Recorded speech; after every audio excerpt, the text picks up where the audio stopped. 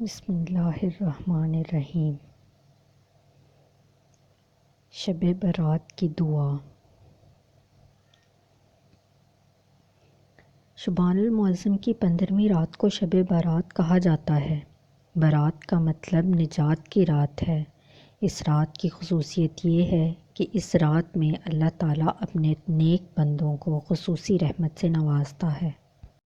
اس رات ہر امر کا فیصلہ ہوتا ہے اور اللہ تعالیٰ مخلوق میں تقسیم رزق فرماتا ہے۔ پورے سال میں ان سے سرزد ہونے والے اعمال اور پیش آنے والے واقعات سے فرشتوں کو باخبر فرماتا ہے۔ ماہ شعبان کی 15ویں شب کے بارے میں اللہ تعالیٰ کے رسول صلی اللہ علیہ وآلہ وسلم نے ارشاد فرمایا: اے عائشہ، تم جانتی ہو اس رات میں کیا ہوتا ہے؟ عرض کی یا رسول اللہ، بتلائیے، اس میں کیا ہوتا ہے؟ آپ صلی اللہ علیہ وآلہ وسلم نے فرمایا: اس رات میں یہ ہوتا ہے کہ آدم علیہ السلام کی اولاد میں سے جو شخص اس سال پیدا ہوگا اور جو اس سال میں مرے گا، اس کا مرنا اور پیدا ہونا لکھا جاتا ہے، اور جو فرشتے ان کاموں پر مقرر ہیں ان کو اطلاع دی جاتی ہے، اور جتنا جتنا رزق مخلوق کو اس برس میں ملے گا سب لکھا جاتا ہے۔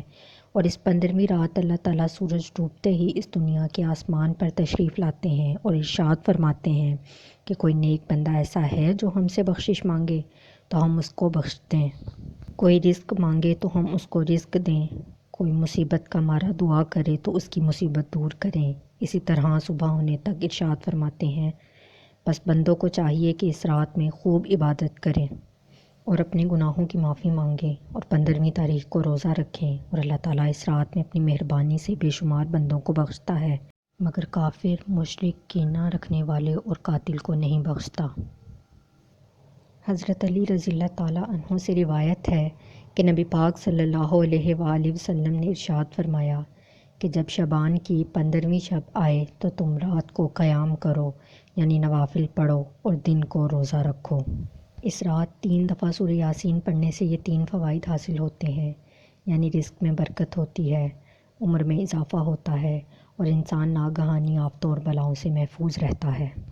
اجر و ثواب کے اعتبار سے دیگر نوافل بھی دیے گئے ہیں جو آپ پڑھ سکتے ہیں۔ جزاک اللہ۔